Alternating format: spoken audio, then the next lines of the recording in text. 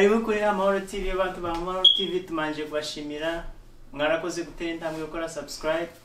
Nimba ari bwa mbere uri hano kuri Amahoro TV, kanda subscribe winjire mu muryango ko guno muryango ni winjiramo nawe urababaye mu muryango, kandi ukoze subscribe ntago wabasha gucika notifications z'ama video mashadu postinze, kandi ukoze subscribe ntago wazigera ucikwa ibintu byiza mutungaje azaje natuzanira Pastor Shungu yango muramuzi, ariko ndamaza amazina bibwire wenda yabaga nabanga pronouncing nabi ngafukaga nabi we araza ugivugira, so ndamanza namaza amazina ge bakwitande mutungaje.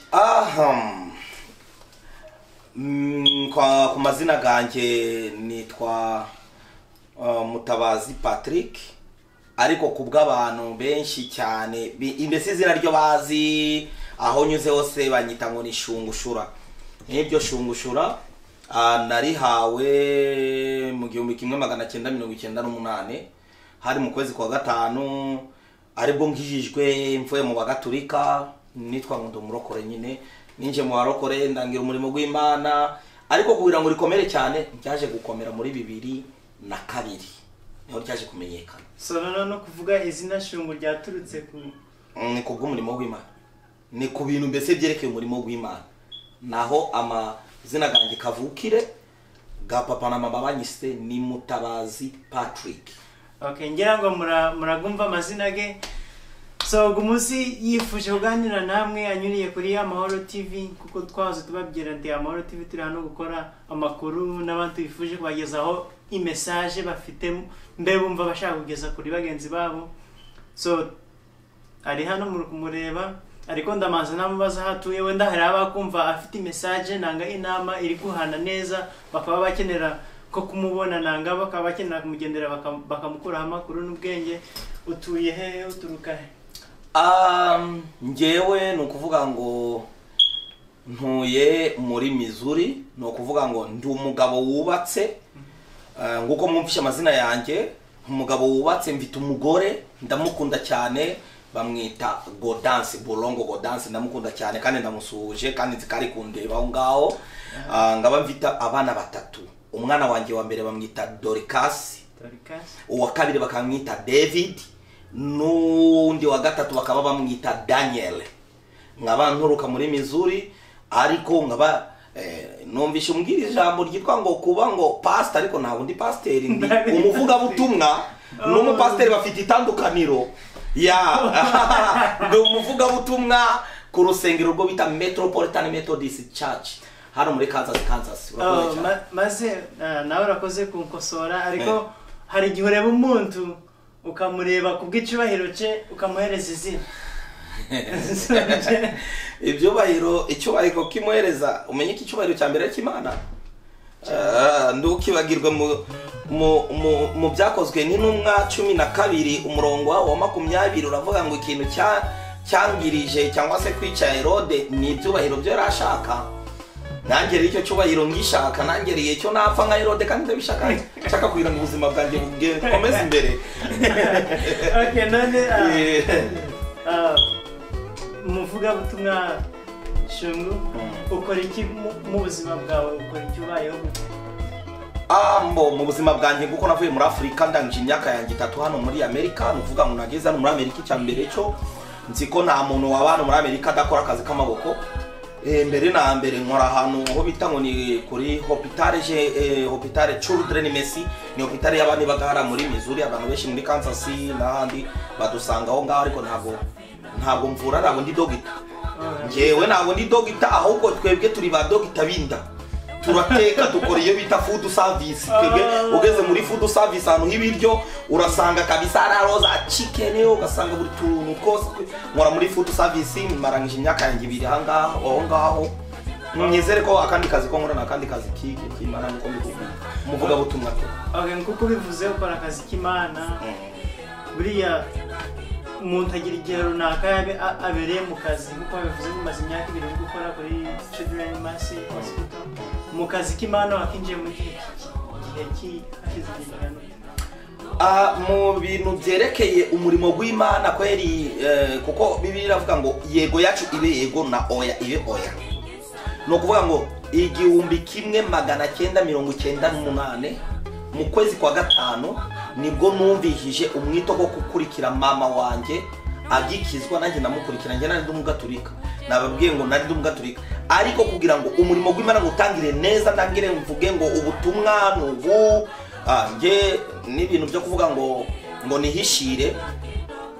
Baravuga ngo uzagira ikintu cyo bita ngo kugira isoni imbere y'abana b'abantu ngo n'imbere ya se, ngo Imana Yesu azamwumvira iki isoni.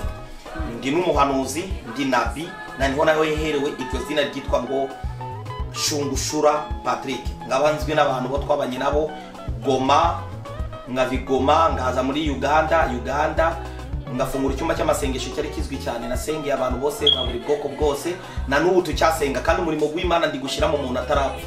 Umuntu yapfuye nibwo umurimo w'Imana gushira, ntukazabwira umuntu ngo umurimo ngo wararagurangiyemo cyawukora. Naho uri naza ngakubitira ikintu cyo bita ngo kuguhanurira, tugasenga tukikosantira, tukareka kwanza amakampani, maze tukabwira Imana ati mbere na mbere tubabarire kuri bimwe byose tukora n'ibindi, asige tukinjira mu mwuka tukamenya ikimari twifuje.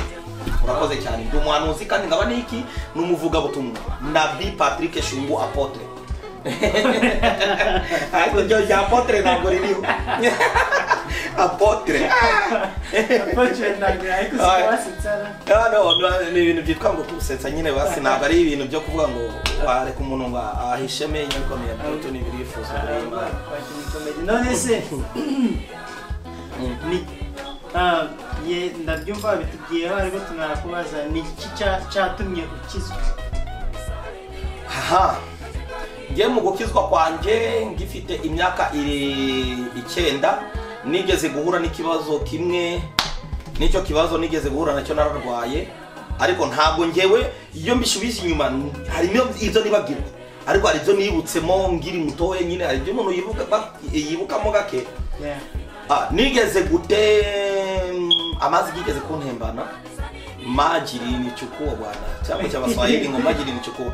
Twari tuvuye ahantu mu misozi miremire gutya tuvuye gukora ibijumba n'ibirayi, mama ranziga imvura iragwa nyinshi, maza amazi garanembana ngambana nganga ngeze ngiye ku bagaturika. Ariko gamaze kugezayo kubw'ubuntu bw'Imana naragiye gango bitanga hariya, umuntu wari kugenda ku gare arambona, umuntu yaguye gutya mfana muri ayo mazi. Ubwo nyine aho ngaho ayo mazi yantwariye, uhashaka waza ukankurikira iwanjye mu rugo cyangwa se ukaza hano muri studio, niho nabikubwira. Maze kamaze kungeza aho ngaho, umuntu mwarantwara bangeze mu rugo barampombinda, gupombinda barapomba gatuka amazuru hirya no hino, ariko ubw'ubuntu bw'Imana nongera mvamo ndakantu kazi. Ariko naragenda ndwara inzoka bitaga imanika. Muri Afrika niyo twumvaga ngo imanika. Niba mubona byibushe gutya burya ndabyishimira cyane. Naragendana n'urudodo, maze kungana n'urudodo, abantu bakavuga ngo mbese ka Patrick ka ndabo karapfa, ariko kubw'ubuntu bw'Imana kumimana iz'umurimo ngo nzakora sinari mbizi. Muri make ndagenda ndakura, mama arabimbwira, ariko nanjye nari mbizimo bintera ikintu cyo kuvuga ngo ubu ngubu Imana arapfuye, Imana aribagiranye. Ni igiki cyantera kudashima Imana? Buri muntu afite ikintu kizatuma agira ute ashimira Uwiteka Imana ye. Niyo mpamvu mubona gati kubyina ngasimbuka kumutega pendo, mwumva n'umwuka guramanutse, kuko abandi babo twavukiye rimwe bageze mu myaka yanjye barapfuye baragiye, nta nubwo twanabibuka. Ako ngewe Imana iravuga ngo nubwo tugakuye mwabira byatsi mwayara amazi, nabonye ejo ndakana ko bavanye mu mazi ndakareba, numva kagibukije icyo gihe, nabuze nicyo namuhereza n'uwo muntu, ariko Imana ni inshoboza. Nzajya mu Rwanda kujya kumushaka, mubwire uriya musore wakoze kira kintu, mubwire ni Imana igomba kubishaka warakoze. Gumbe nawe wanyegara kavuga ndarakabonye, sinzi niba nawe warakabonye, nicyo cyamneye kumva gukorera Imana. Ariko nibishaka ubundi bushuhuda nabwo nabuguherezamo gake, simbizi niwe umpaye umwanya kuko nageze muri studio amahoro. Kanze ndagwereza umwanya, hari tubazo hano nta kibazo. So buriya hano muri Amerika abantu sinzi nimba ari twebwe gusa n'abandi, hari abantu bavuga cyane. So hari igihe kuko ngiye murabyinaga cyane, hari igihe ndi kugenda ngera ahantu mbaye ngo ramutipe kabyinaga gutya kweri n'ubuhoro, ariko numvishije ko ari neza yo gukizwa.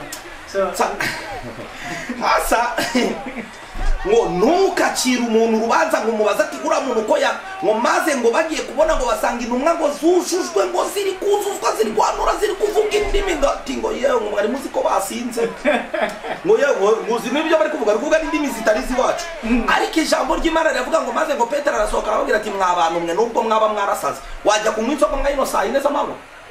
Ni ijambo ryitwa ngo hari ikintu gitera umuntu kwishima mu gakiza, nguko n'umusinzi yasinze ikimutera kuba ari kubyina mu muhanda no kodari kwitera hejuru ni ya nzoga yasinze. Natwe rero hari ikintu kiba kibiduteye kwenda turi kwitera mu rusengero ugasanga wishimye. Niyo mpamvu uzabona abantu benshi batari kwishimira kuko baba badafite iby'Imana bari bakuyemo. Ariko no muri Amerika dukwiriye kwishima kuko yatuvanye kure. None nk'abo bantu wabahereza inama yo nakubwiraho wewe umuntu uri hano kutureba kuri TV Amahoro ni ijambo ryitwa ngo wa Filipi 4:4 aba Filipi 4:4 aravuga ngo furahini katika Bwana, ngo mwishime igihe cyose, ngo kandi ngo n'ibyishimo byanyu bimenyekane na buri muntu wese, ngo aho unyuze buri muntu wese avuge ngo ura muntu kwera ni mu gakiza. Ariko ikintu kigiye kuzatwica no kutubuza amahoro nuko abantu bagiye kuzapfana za pressure no kupfa na pressure, imitima igiye kubica umuntu bakamupima. Muri Afrika ndabwo yigeza rwara umutima ariko ugasanga yararwaye umutima, ariko wagiye niba utashaka kwishimira mu muryango wawe ukajya kwishimira mu rusengero. Nicyo kintu nagira abantu kubabwira ati mujye mwishima igihe cyose, n'Imana izagira abakorera igitangaza. Nugira umutima gwishimye n'Imana mwijuru izishima, ariko nugira igitimatima uzagira igitekerezo cyo kwica no kuroga no kubuza abagenzi bawe amahoro. None ibyo nukuri kandi ngira ngo ubutumwa mwabwumvishije abantu badukurikirana kuri Amahoro TV. Kandi mbashimira na video ni muyibona mwisharinge ku nshuti zanyu nabo bazi kumva mu butumwa, kandi ngira ngo kuba yaje hano ntago yaje wenyine ahubwo nawe yabazaniye ubutumwa. Rero reka akana akanya ke abagezeho ubutumwa yabazaniye tusangire hamwe mwese. Murakoze cyane. Njyewe mfite akamenyero cyangwa se kakamenyero kanjye yuko iyo mbere yo uko nshaka kuvuga ikintu cy'ijambo ry'Imana ndabyubahiriza kuko twatangiye n'urugamba. Burya muri byo twe turimo rwari urugamba kuko hariho amagambo ngo twari turimo amagambo y'Imana, ariko hano sasa twe tukiri mu rugamba rwo kupresenta ngiye kwashungu Patrick nagize gute, ariko sasa tugiye kwinjira mu mwanya mwiza. N'uwo mwanya mwiza sinzirimo mutwemerera gusenga kuko ari abantu batemerera gusenga. Turasenga ko dukora ibijanye n'amategeko y'Imana. Nanjye niyo mpamvu muze ngo wenda kuko twatangiranye n'amagambo kuko tugiye kutangira kuvuga sasa ku kintu kitwa ngo icyo mbazaniye niki ni ijambo ry'Imana, kuko ntabwo azagama akagambo k'Imana. Ijambo ry'Imana ntabwo rero twarivuga ngaho turi mu kubahiriza ibendera ry'igihugu cyangwa se kubahiriza igihugu, aho tugomba kumanza twamanika ibendera ryo mu ijuru rigahagarara hagati yacu. Tureka dusenga Imana, turumwa gushimye Mwami Yesu, Mwami Imana yacu, Mana yera, Mana ya Abrahamu, Mana ya Isaka na Yakobo, nuko wifuje yuko aya masaha mbani hano mwayino studio ya TV Amahoro abenshi bapfuye abandi bawe n'ibigeragezo hirya no hino, ariko twebwe Imana waturinze haba icyubahiro. Muri imyaka yo turimo ya 2020 hari benshi bifuje kugeramo barabibura, ariko twebwe kubw'ubuntu bwawe n'imbaraga zawe Mana wifuje ko tugomba kuba turi hano, haba icyubahiro. Niyo mpamvu mbere na mbere uzi ko twebwe bana tugukosereza Mwami Imana yacu, mu kureba kwacu, mu kuvuga kwacu, mu kurya no kunywa no mu kugenda, hari byinshi cyane tukugomeraho, ariko muri aya masaha twifuje ngo utubabarire, utweze, udutunganyisha imbaraga zawe. Na nyuma yo kubabarirwa na gucirwa urubanza ukundi, ahubwo duhinduye ishengesho, ahubwo nabwo duhinduye ubushake bwawe. Tukweretse uyu mwanya tugiye kwinjiramo kugira ngo tuvugane ubutumwa muri dakika nkeya, ubane natwe.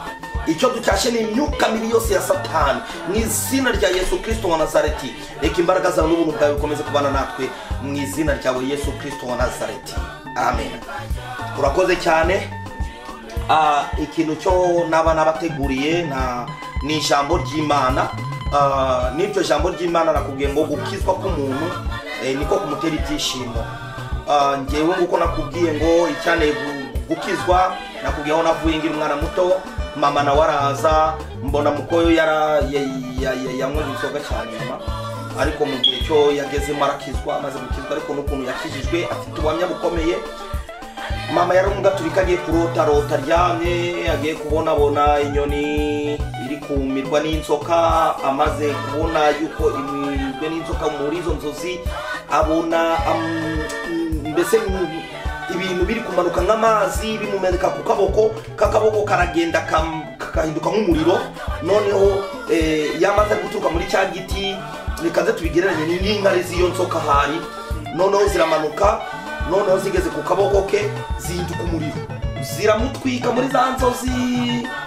Ngewe rero mvugaga ibyo nabonye kuko ngewe nararaga hariya hasi, mama araraga hejuru ku buriri, twebwe twavuye kure, mama yararaga hejuru, ngewe nararaga hasi. Ngewe wumva mu nzozi nguma nk'umuntu ari gutabaza, nagiye gushiduka, ngewe ngiye kumukangura. Sinzabyibuka mu 1997 hari mu kwezi hafi kwa 10. Asigaye mama ndamubaza, arambwira ati mwana wanjye mvanye kure. Ndamubaza arabimbwira ukuntu byagenze, maze yagiye kuvamo, ariko arambwira ngo numvishije ijwi. Nta nubwo mama yarazi iby'ijwi byari cyo, ntabwo yarazi iby'ubuhanuzi, nta nubwo twe tuzi iby'ubuhanuzi cyari. Ati ngo nudakizwa ukanga kumvira ijambo ry'Imana, uzapfa uri impumyi cyangwa upfe uri ikirema. Mama byumvishe gutya itakizwa kuva icyo gihe na n'ubu acyari umuntu, ni umujakazi, nawe azaza muzamubona mu minsi iri imbere. Okay, muri make icyo kintu cyane gukizwa, kumenya ijambo ry'Imana, kweri ntabwo narimenye cyane, ariko ntabwo aricyo gikuru, ariko igikuru ni uko ndi gushobozwa n'Imana mu gakiza, nicyo gikuru, no kumenya kugenda mu mbaraga zayo. Tudatinze tugiye gusoma nk'iverse rimwe hano, byo nasaniye abantu hano kuri TV yacu Amahoro. Amahoro na amahoro. Nibyo verse ndayisoma tubone tusobanure uko bisobanura n'iki n'umutwe w'amagambo.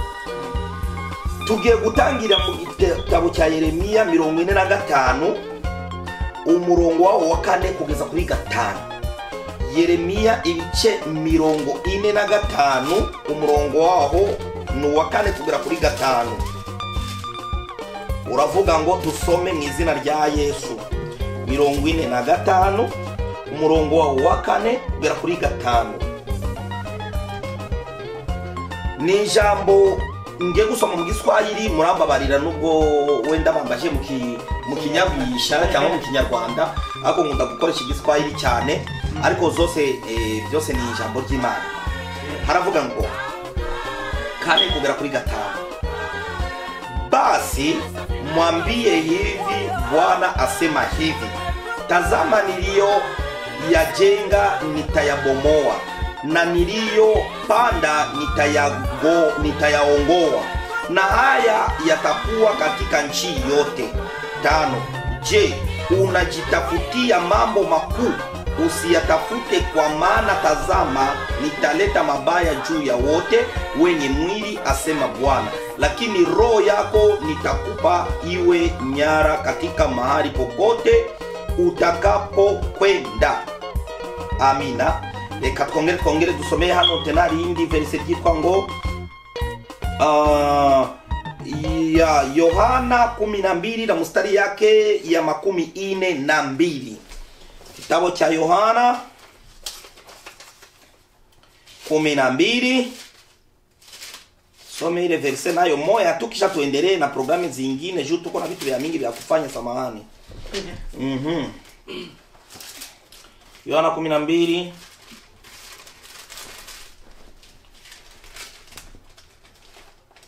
ya na mstari yake Yohana 12 mstari ya 42. 12:42 inasema hivi. 42. Walakini hata katika wakuu walikuwamo wengi waliomwamini, lakini kwa sababu ya Wafarisayo hawakumkiri, wasije wakatengwa na sinagogi. Amina. Amen. Bwana Yesu asifiwe sana. Amen. Somo letu tumeanzia kwa linasema, basi mwambie hivi, Bwana asema hivi, tazama niliyoyajenga. Yani ibyo Imana yubatse, ngo dore ibyo nubatse ngo Imana igiye kuzabibomora. Ni ijambo iteme yacu tugiye kwigaho, ni ijambo ryo kwitwa ngo umwarimu ninde cyangwa se umunyeshuri ninde. Umwarimu ninde n'umunyeshuri ninde? Twebwe abantu bitwa ngo turi abanyeshuri, turi gushaka ba mwarimu, ahubwo tugasanga na ba mwarimu nabo tugasanga mbese turi abanyeshuri, tugasanga natwe mu banyeshuri turi gushaka kuba ba mwarimu. none nabo abandi bitwa ngo ba mwarimu ugasanga nabo ubwarimu ndago buri kubarebekaho ahubwo bari kurebeka ngiki bari kuboneka ngiki ngabanyeshuri. None niba tuzi ngo hari abanyeshuri hariho n'umwarimu, ni igiki kizamutera umwana w'umunyeshuri kubaha mwarimu we? Nuko abantu benshi bamaze kwibagirwa iki? Nguko Bibiri bivuga ngo azaza kubomora. Yani hari jambo ryitwa ngo kujitafutia mambo makuu, kujitafutia ngo bari kwishakira ibintu bigize ute, ibintu biri hejuru. Ugasanga umuntu yiswe ngo n'umuntu witwa ngo n'umwarimu, ariko wajya kureba ibikorwa bye, wajya kureba mu migendereye, wajya kureba mu myifatire, ugasanga arutwa n'umunyeshuri. None rero icyo naza kukugiraho inama weho mwarimu, itandukanye n'umunyeshuri. Aho unyuze hose bajye bavuga ngo uriya ni mwarimu wacu bagutinya, ati uriya ni mwarimu wacu bagutinya. Ariko ntugenda nk'umunyeshuri azaza abigukinishemo weho mwarimu we. Ariko icyo nobwiraho inama abantu mu jambo ry'Imana rivuga ngo ndi tukishakira ibintu bikuru kandi Imana itarabiduhereza. Niba uzi ko Imana biguhaye bihesha icyubahiro, ariko niba uzi ko bitari muri wowe, manuka hasi wemere umunyeshuri abakwiriye kuba abamwarimu babe abamwarimu bawe. Reka wumve sasa hano ukuntu wavuga ngo usiyatafute kwa maana tazama nitaleta mabaya nitaleta mabaya juu ya wote wenye mwili, asema Bwana. Nushaka ibintu by'icyubahiro binini, ugashaka ibintu byo kwishira hejuru cyane, Imana izazana ibihano. Nibyo bihano bizakugeraho kandi wari witwa ngo umwarimu. Nje kuvuga ko jambo umwarimu n'umunyeshuri, niba ufite amatwi uziyo ndi kwerekeza hari, ugomba kuba itandukaniro ry'umunyeshuri n'umwarimu. Ariko nabwo n'ufata nk'umunyeshuri tuzakureba mu munyeshuri, tugomba kuzagusubiza mu classe nawe ugasubira ku ndebe abateguriwe kuba bamwarimu bakakwigisha. Ariko ukabona umuntu yateguriwe kuba umunyeshuri, wenda nawe ashaka kuba umunyeshuri nk'abandi, ariko ugasanga yarenze revo, nawe yagiye kuba ngo nawe ngashaka kuba mwarimu. Kwanza mu ndo wakugira umwarimu nawe rwose twavuga ngo, ariko Bibiri ijambo ry'Imana avuga ngo abo bose bashaka ibyo byubahiro Imana izabahana kandi izabakubita ku mutwe paka bazicuza, bazavuga ngo iyo tubimenya ntabwo twari gukora bibi. Okay, hana karangiza avuga ngo lakini roho yako nitakupa iwe nyara katika mahali popote utakapokwenda. Ngo kandi mu mutima wawe ngo nikomeza kwishira hejuru, aho uzanyura hose azaba ari kukureba, azagushiraho mbese ni nka kamera, aho unyuze hose azakureba. Harimo abantu b'abakozi b'Imana bahura n'ibigerageza akabaza ngo siko nakoreye Imana iki, jichunguze, reba nihe wanyuze, ni igiki wakoreye Imana kugira ngo icyo kintu kibe kukugiraho.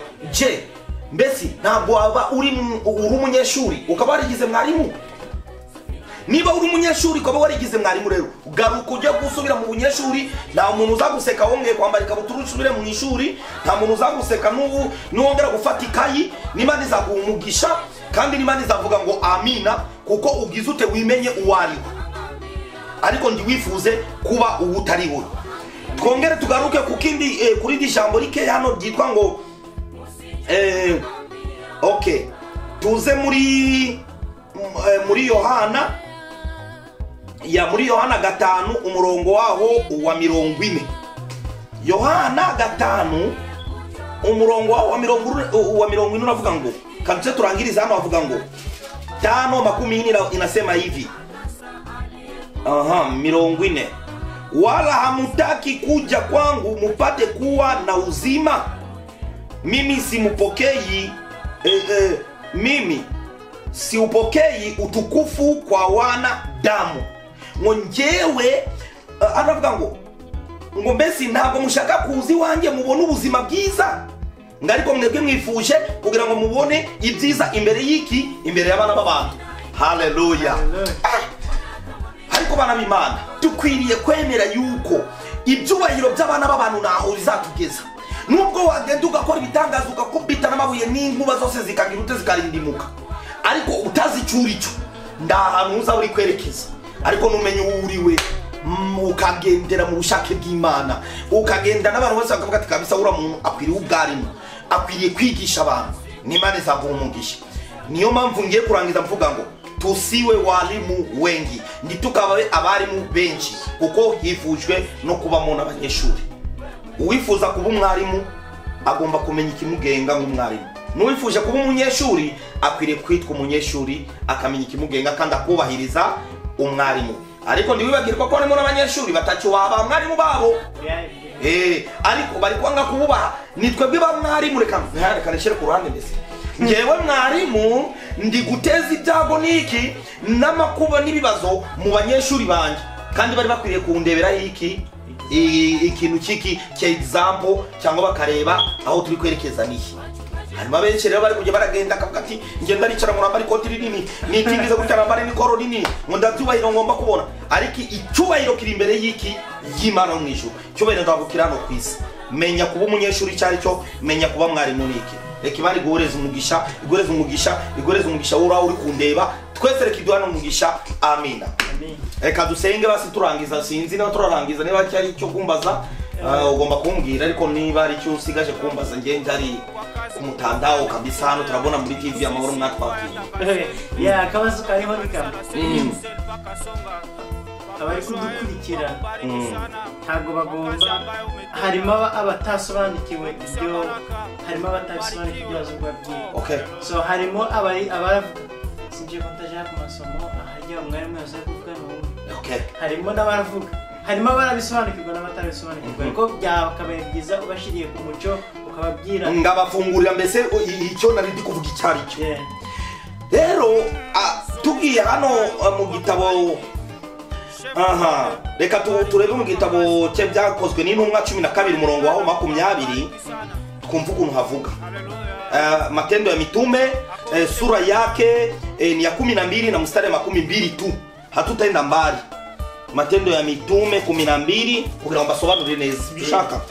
12:20 nimvugiye kumenya ibyari byo, hasigaye maze tubivunure no tukurangiza. Wenda kubisubizo cyawe nicyo ngiye kugusubizaho. Bibiri jambo ry'Imana, Matendo ya Mitume sura ya 12 na mstari yake 12 nasema, naye Herode alikuwa amewakasirikia sana watu wa Tiro na Sidoni, wakamwendea kwa nia moja, na wakiisha kufanya urafiki na Bruston wenye kukitunza chumba cha ufalme chakulalia wakati amani kwa maana nchi yao ilipata riziki kwa nchi ya mfalme. Basi siku moja iliyoanziwa biwa, Herode akajivika mavazi ya kifalme, akaketi katika kiti cha enzi, akatoa hotuba mbele yao. Watu wakapiga kelele wakasema, ni sauti ya Mungu, ni sauti ya mwanadamu. Amina. Maze mumunsi kumwe ngo Herode ngo maze gutanga mbese ngibikorwa byose byo yarakwiriye gukora buri kimwe cyose, maze ngo amaze kwambara neza yicara kunde baravuga. Amaze kuvuga ngo maze abantu baravuga ngo iri ni ijwi ry'Imana, ni ijwi ry'umuntu, bagushira umuntu hejuru. Maze bamaze kumva iryo jwi, maze amaze kumva gutyo, hano hasi haravuga ngo Bwana Yesu asifiwe sana.